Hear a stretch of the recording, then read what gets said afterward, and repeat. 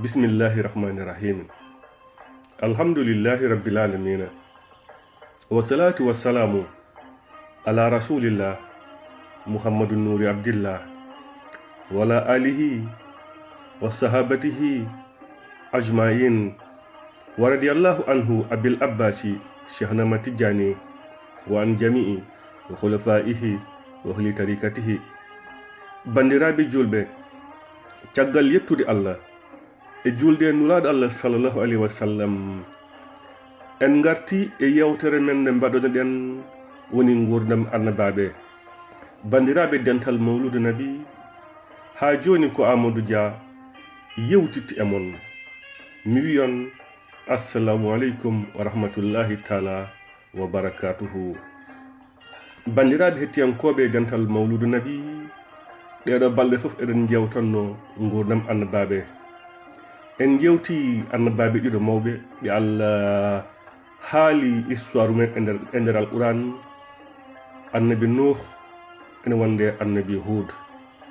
Hande noon en gari e histoire annabi goɗɗo mawɗo biyetenoɗo annabi Salih. Annabi Salih ko ɓen fuutankoɓe kewi wiide Sali walla Salif. Sen jeehi to jolfuɓe to ɓe kewi innirdemo ko Salihu, kono e nder alquran ko Salih Allah addi. Salih noon firti neɗɗo moƴƴo.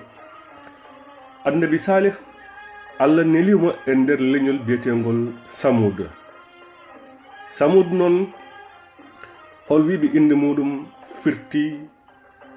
famɗere ndiyam, sabu kamɓe teɓe konnoɗo nokku maɓɓe ɗo eɓe famɗuno ndiyam, ɗum tagi ɓe mbiya Samud. Hol kongol wi ala? Inde Samud ko neɗɗo wonno, ko neɗɗo innirno Samud. Te sen ndewi asko Salih men taw Samud koye mamiraɓe makko, sabu Salih jibinima ko biteɗo Ubayda. Ubayda jibinima ko biteɗo Asif. Asif jibinima ko biteɗo Mashih. Mashih jibinima ko biteɗo Ubayda. Ubayda jibinima ko biteɗo Hazir. Hazir jibinima ko Samud. Samud ko neɗɗo wonnoon. Ngol ɗo leñol noon, leñol Samud, ɓe Allah nule maɓɓe Salih ko yimɓe joom katten en ɓe gonno, joom doole en, comme no wa leñol adni woni to Hud nelanoɗo. Kono en jiino leñol ad, kamɓe Allah rokkinoɓe doole, Allah rokkinoɓe jawdi, ɓe kewno tawde montagne, ɓe maha toon galleji maɓɓe, château ji maɓɓe. Kono leñol Salih, kamɓene doole ɓen ɓe Allah rokkunoɓe, kamɓe ɓe kewano maade e dow montagne. Kamɓe ɓe kewno tawde hayre ene dari, montagne ene dari. Ɓe ceha ɗum ha wona luuro, ha wona cuuɗi, walla ha wonta galle, ɓe koɗa hen. Kamɓe ko noon ɓe kewno wadde leñol Samud. Ɓe mbi e nder alquran, kala to Allah haali histoire leñol Ad, o heewi fawdi hen ko leñol Samud to Salih nelaɗo.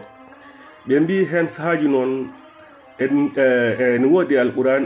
to Allah haali histoire Samud taw o addani histoire Ad. Ɗum eɗen mbawi taw ɗum e nder alquran. Ɓe mbi kadi toujours Allah o heewi addude ko histoire Ad, o fawi hen histoire Samud, ha heddi e nder simore alhaqatu nder ndeɗon simore Allah o adi haalde ko Samudu, o fawi hen Ad, sabu o wi kazzabat Samudu wa adun bil qariya. Sen jeehi e suratul alhaqatu woni surat 69 aya 4, aya numéro 4, men taw Allah o idi haalde ɗo inde Samud, o fawi hen Ad. Ɗum noon firtani ko Samudu idi Ad. ɗum sen no pamirton, par exemple joni wiye Ali e Demba ngari. Hay sinno ko Demba adimo arde to rignoto, so wiyama hol arɓe wiya Ali e Demba ngari. Ɗum firtani ko Ali adi Demba yettade. Hay sinno ko Demba adimo yettade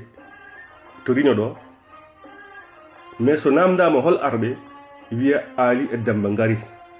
Non tan pamirton e misal no mbawirmi famirde on Allah oɗo aya mo Allah haali o wi wonde kazzabat samudu wa adun bil qariya o wi wonde wa samud leñol samud ene wonde leñol aad kamɓe de ɓe jeddino ko kewno ko ɗum tagi noon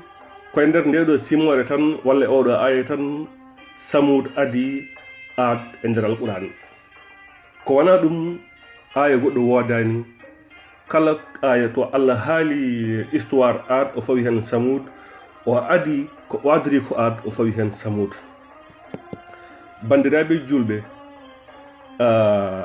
gaccen oɗo audio ɓenne gila teddani narte mon joni so Allah jaaɓi annabi salih o jibinama e nder wuro ene wiye wadil qura noon woni koye nder diwan biyetewɗo hijra nana heetti hakkude hijaz ene wonde sham ko ɗon annabi salih jibina e nder leñol biyetegol samud kamɓe leñol samud to annabi salih nulaɗo en yi wonde ko yimɓe joom katten en comme no yimɓe leñol aad ni wa leñol aad ɓe mahanno e dow montagne sabu doole maɓɓe e dañal maɓɓe kono leñol samud kamɓe ɓe cettanno ko montagne ha wonto luuro haɓe dañi hen cuuɗi ɓe koɗe hen ɓe mbi ngoɗo wuro wadil qura nulaɗo men woni seydina mouhammad sallllahu alayhi wa sallam ñande o yahatno wolde tabouk min garu hen so Allah jaaɓi sabu ko nden walde o sakkiti wadde kanko nulaɗo Allah sallallahu alayhi wa sallam ndo yahatno walde tabouk o rewino wadil qura o visiti wuro ngo kanko nulaɗo men sallallahu alayhi wa sallam o fayi tabouk ɓe mbi Allah nule mabɓe kamɓe leñol samud biyetenoɗo salih kono ɓe jeddimo ɓe jaɓani nanandemo en so jeeyi to suratul shuara woni surat 26 tuggen aya 141 ha jehen 145 walla ha 146 sen jeehi toon men taw toon Allah ene wiya toon kazzabat samudu lil mursalina Allah wi wonde leñol samud de ɓe jeddino nulaɓe am comme no mbironɗen ni no Allah wino kazzabat adun lil mursalina leñol aadde ɓe jeddino nulaɓe am e histoire annabi Hud so tawi holko tagi Allah wiɗo leñol samud ɓe jeddi nulaɓe am te Allah nule mabɓe ko nulaɗo goto biyetenoɗo salih sabu so ɓe jeddi salih tan ɓe jeddiri nulaɓe heddiɓe fof nulaɓe Allah heddiɓe fof ɗum tagi noon Allah wi wonde kazzabat samudul lil mursalina leñol samude ɓe jeddi nulaɓe am holnden o wi wonde ndo salih wiɓe wonde mbete on kulata Allah min de inni lakum rasulun amin komi nulaɗo nunɗuɗo e mon en jii nunɗal gonnogal e annabi Nuh gonnogal e annabi Hud ngal arti kadi e annabi salih wiɓe fattaqullaha waɗɗi'uni kule Allah te ngaron ndewan ko gaddami on ko woni nulal mo Allah fawi e dow junggam o wi ɗiɗo wajuji ɗi mbajotomi on ko kalontimon jamma e ñalawma mi namdaki hen yon jaɓam mi namdaki hen yon dokkam hen terrain mi namdaki hen yon dokkam hen puccu mi namdaki hen yon jaɓam min nde jebdi am ummoto koto jomiraɗo jaam windere ko on tan wawi yebdemi min de komi nulaɗo tan e mon gami mbaɗa waajo on pour rentinde on ko yedduɓeɓe keɓno ko woton keɓde ɗum onane sabu annabi Hud histoire makko e leñol aad ko reji makko on nani ɗum hay si noon tawaka ɗum en foti jertin haqqillaji mon ha wawa waccade on goppan ko mbaɗaton ko bandiraɓe annabi salih ɓooye mabɓe ene waajoɓe kono ɓe jaɓani nanandemo ɓe tiiɗi koye sabu doole mabɓe mo Allah rokkunoɓe neɗɗo jogiiɗo doole kattan ha ene seha montagne on so Allah faabaki ɗum tan bewata ko nden bewre ɓe gonduno noon ɗum tagi ɓe mbi Salih min cikku an haqqille ma ɗo ko fuɗɗi yaade so tawi haqqille ma ɗo yahani a yiyata min yomin guppu allaji amen ɗi mamiraɓe ɓen ndewanno jaatiraɓe amen an pina subaka goto ngara tan mbiya wonde koye fijirde ɓe gonno minen kadi koye majjere min goni an min cikku ko an wone majjere sa rentaki noon kala ko hemma a wiyta a tinani en ji ɓe mbaɗi menacé Salih sabu ɓe mbimo so rentaki kala ko heeɓimo o wiyata o tinani bandiraɓe garten e audio goɗɗo so Allah jaaɓi mbi gila oɗo teddani kadi bandiraɓe Salih wiɓe onon leñolam on jeddi kam min de mbaɗa jogui haqiqa gummiɗo to jawmam min komi nulaɗo Allah nelaɗo e mon on mbaɗi kam menacé onon leñolam min de so tawi wonde on pijiri kam on ɓuri kam doole ha on gitti ham ko gonmi dow muɗum ko yamirore ndi Allah yamiri kam nde hami ummima hami rewi e yidde mon ñalawma dargo jomam sen lettami holi moɗon ceerndowo kam e jomiraɗo min de mi yiyani onon leñolam so tawi on jaɓani ko nelal mo Allah nuli kam e moɗon ngal poftine kam mbason tampindemi mbason ittudemi ko gonmi dow muɗum ko yamirore Allah leñol makko rewnimo to leƴƴi gadiji ɗi to ndewni nulaɓe mumen sabu ɓe mbimo a haalata gonga ɓe mbimo ko bilejo ɓe mbimo wonde ko jinne jaggimo sabu haqqille makko ko fuɗɗi yaade ɓe mbi Salih min gaccatama nana sabu ko an fuɗɗi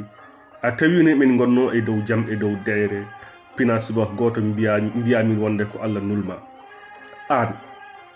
an Allah ene suɓo nulma oppo min ɗo henne Allah sen nula wona an emin gandi yimma emin gandi bamma ko hanki jibinoɗa ko yeesa men jibinoɗa haade ko yeesa men jibinoɗa noon a wawa hebdoɗo henne komin mbawa dañde a famdiri ɗum an Salih ɗaccumin min nana so tawi noon min jeddima holko kewata kala ko jiɗɗa wat so tawi tan ka Allah tobkaje no haalpulaar heewide ni so tawi ka Allah tobkaje e mina padi kaaje ɗe komin dañi fof min ƴetta ɗon noon ɓe mbimo Salih an haala ka fuɗɗimi hewde ni aɗani komin jiɗi so tawi koye gonga gonɗa ko Allah nulma ndeɗo hayre oɗo montagne momin coñoto walla mo coynotoɗen min jiɗi ko hayre nde joni sowo ngeloba hayre nde ngarwo ngeloba o jibina ɗum joni nde ɓe mbi noon Salih wiɓe wonde onon nde ko mbiɗon komi wawa wadde ɗum sabu mi alana ɗum gandal oɗo montagne mbiɗon wonde sowo ngeloba jibina montagne o jibina ngeloba ɗo joni to nder ɗen ɗo ɗum wawa wadde ɓe carodiri goto fof fati galle mumen Salih hooti kañumne to nokku muɗum ɗon noon Allah o haalde Salih o wi wonde Salih keɓe mbima ko mbaɗu ay woldema ha mbaɗa ɗum wurto e maɓɓe mbiyaɓe wonde aɗa wawi sabu koye am ɓaariɗa te ɓaariɗo e am yanata Salih o nodditiɓe o wiɓe wonde ko namdin ɗon kam ko de mbaɗu ay wadde ɗum e dow ballal jomam ɗon noon ɓe kuli ɓe ndendini yimɓeɓe ɓe noddodiri goto fof ya nodda e kaari sabu Salih wi wonde ene wawi wadde feere ha oɗo montagne sowa ngeloba jibina ɗum ɗon hay mawɓe nayeɓe ɓe ngari hay joom koyɗe tati en woni mamiraɓe tuggotonoɓe ɓe ngari sabu yidde hande tawtorede fenande makko wonde yeddude ko wi ko wawa wadde ɗum ɓe darima Salih o huccita e hayre nde Allah wallimo tan ɓe jii hayre nde ƴuufi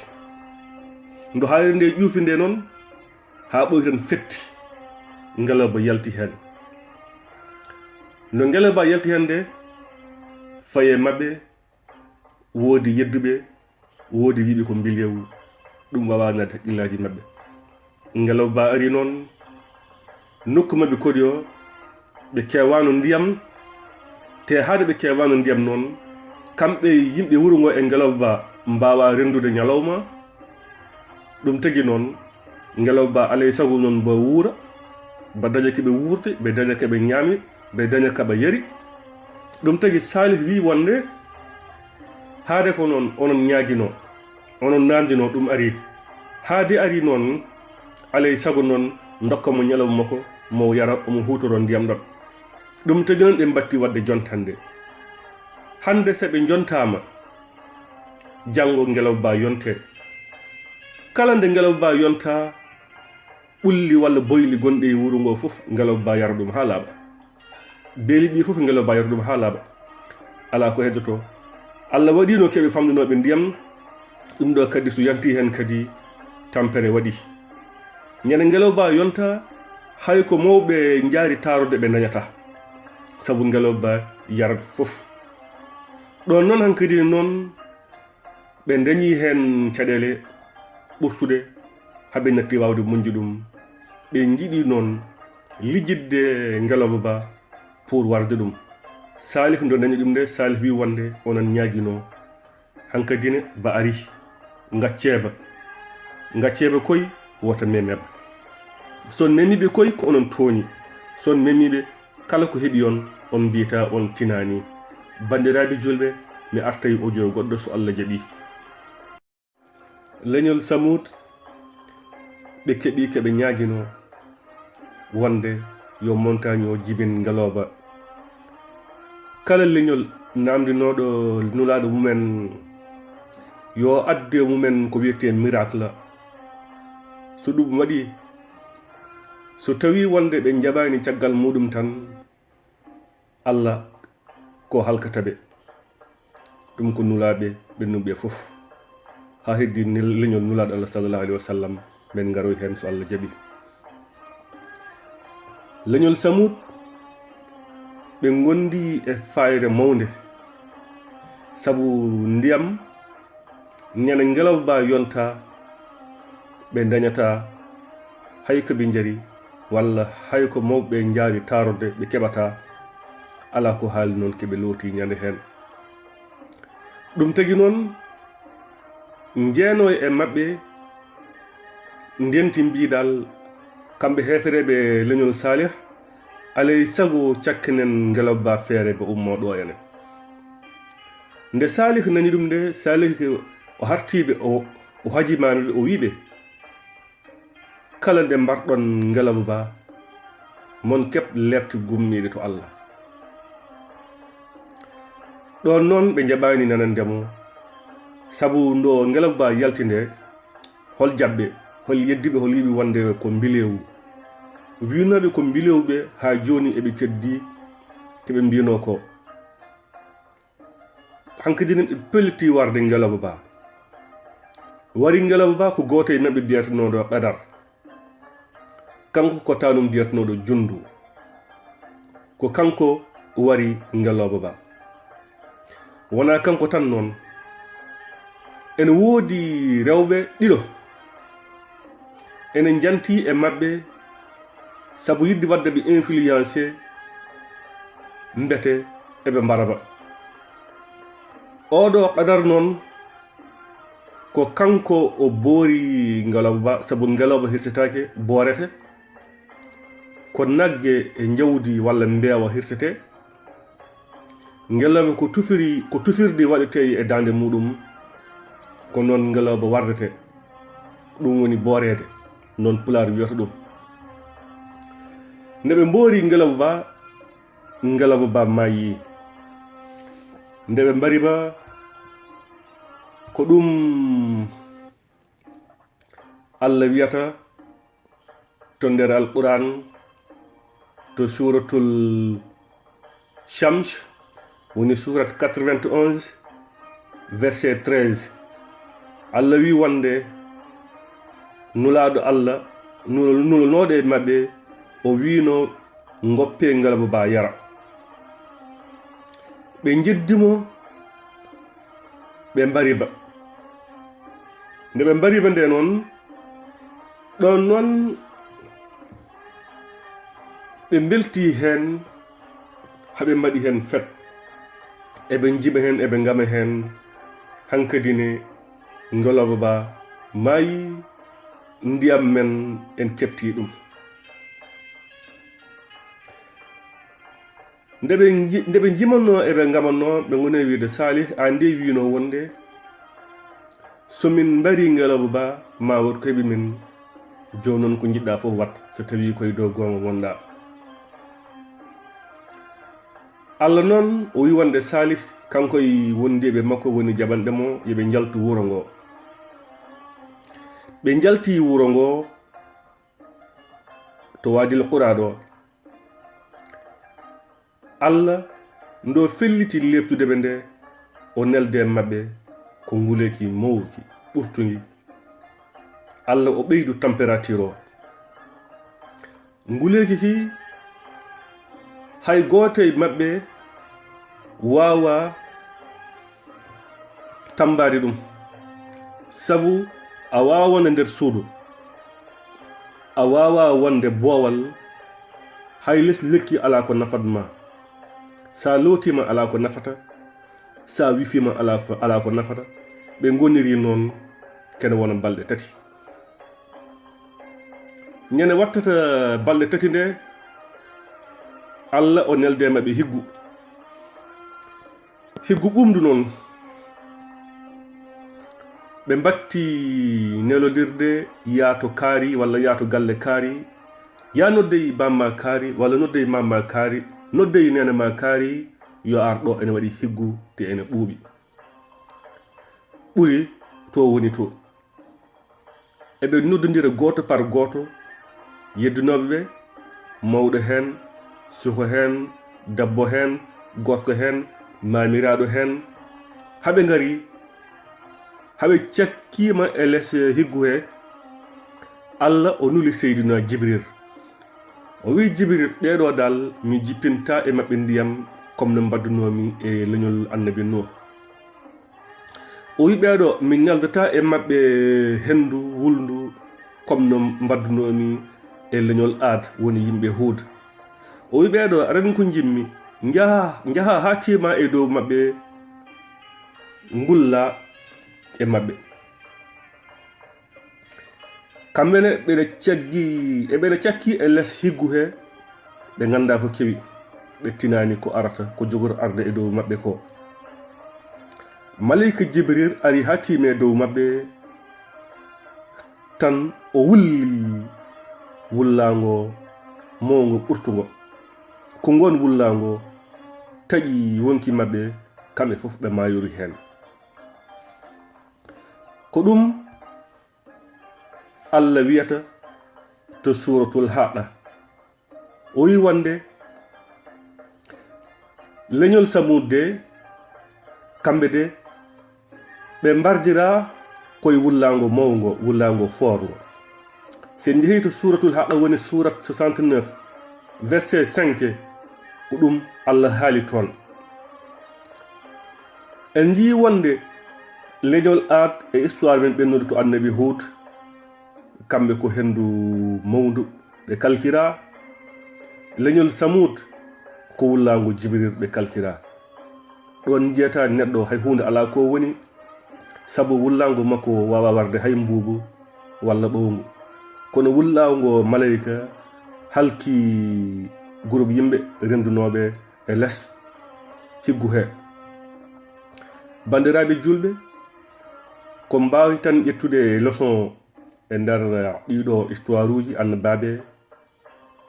tidde hoore moƴƴani neɗɗo so are maɗa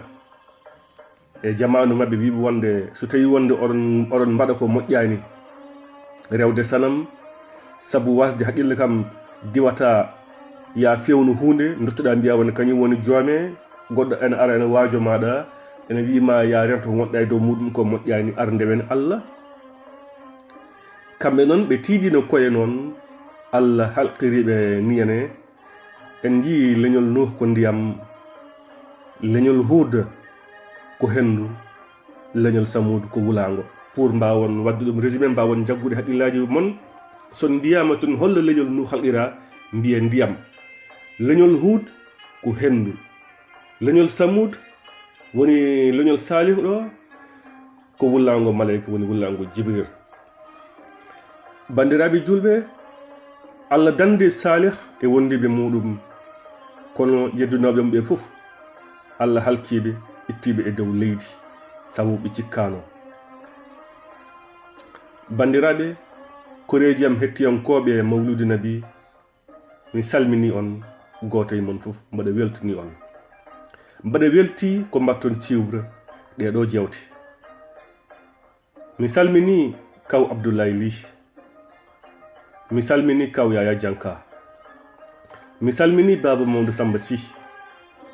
mi salmini kaw Mamoudou Diallo, mi salmini kaw Youssoufa Sy, mi salmini mawna Mouhaji Janka to Mantula Joli, mi salminima mi juurimama, mi heeɗima haalama, mi weltima e maɗa.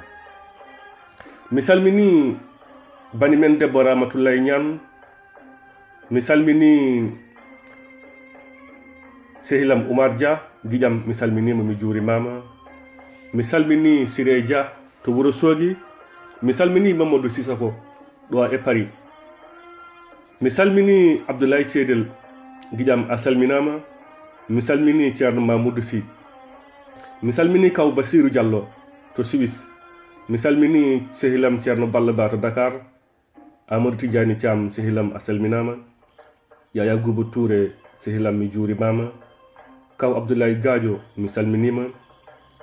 Issa Batoule feddam mi salminima, mi salmini mawnam Siley Sy to États-Unis, mi salmini kawam Ifra Diallo to Congo, mi salmini kaw Moussa Kane, kaw Oumar Thiam mi salminima mi juurimama, mi salmini mamam Mouhaji Diallo, mi salmini ceerno Mamoudou Sow, mi salmini Moussa Thiam, mi salmini Oumar Penda. Bandiraɓe hettiyankoɓe dental mawludu nabi fof calminama. Ha joni ko Amadou Dia yewtitno e mon, so Allah jaaɓi annabi paaɗo mon jewteten ko annabi Ibrahima, sabu ko kanko rawi annabi Salih. No gaddirmi ni ko noon ɓe nelira, sabu ko annabi Nuh adi rewi hen ko annabi Hud, fawi hen ko annabi Salih nde Ibrahima fuɗɗi arde. ɓeɗo annabaɓe ɗiɗo woni Hud e Salih, ɓe tan mbimi e yewtere men ɓennude a tawata histoire uji mabɓe e nder bible he. caggal ɓeɗo ɓe Allah limti e nder Alquran, kamɓe fof nulaɓe ɓe ma taw histoire uji mabɓe e nder bible, sabu sen tuggi e Adama ma taw Adama e nder Alquran, ma tawmo e bible. fawe hen Idris en mbino inna makko tigiri ko Ahanuh e nder bible men taw toon Enoch, ɗum sen jeehi e nder Genèse men taw toon histoire makko kankoye Adama. pawen hen Nuh ko kamɓe mbiyata Nowe nana nder bible, nana kadi e nder Alquran. bible noon ɓe ndiwi Hud, ɓe ndiwi Salih, ko tagi ɓe ndiwi ɓeɗon ɗiɗo sabu keɓe arabeɓe ummi koye nulaɗo, walla nulaɗo haado nulaɗo ko arabi noon, ɓe jaɓani nulaɗo noon haaɓe jeddori wadde hen histoire annabi Hud e annabi Salih. ene woodi noon annabaɓe woɗɓe mi wino on nane nder bible taw garani e nder Alquran. en kalino comme no par exemple annabi Daniyal, ko annabi o wonno, kanko o hawruno koye jamanu biyetenoɗo Nabucodonosor woni bufta Nasar. wasata garoyen hen histoire makko kanko annabi Daniyal woni Daniel, sabu kanko ko pirannoɗo koyɗi, kanko annabi Daniyal. Nabucodonosor o miiɗino hoydude koyɗol kulɓinigol o ronki andude holko koyɗol ngol firata no fininde o noddi wileɓe ɓe e firoɓe koyɗi yo ngar piranamo koyɗol ngol o wi koyɗol mo ngol koyɗumi ngol mi haalanta on mi jimmi ko kaalonon kam koyɗol ngol kadi piranon kam ɓe donki firde ɗum ɓe donki andude ko hoyɗi ko gooto nane maɓɓe ko suko wonno en wiyatono Daniyal Allah waɗinamo annabi ko on andinimo ko hoyɗi sabu koyɗol ngol engol huɓɓinno o andinimo ko hoyɗi o firinimo koyɗol ngol ɗum sen jeehi to nder bible to men taw toon wasata saha ara ngaren e histoire annabi Daniyal en woodi kadi annabi goɗɗo kadi nene nder bible he woni annabi Armiya woni Jérémie noon kanko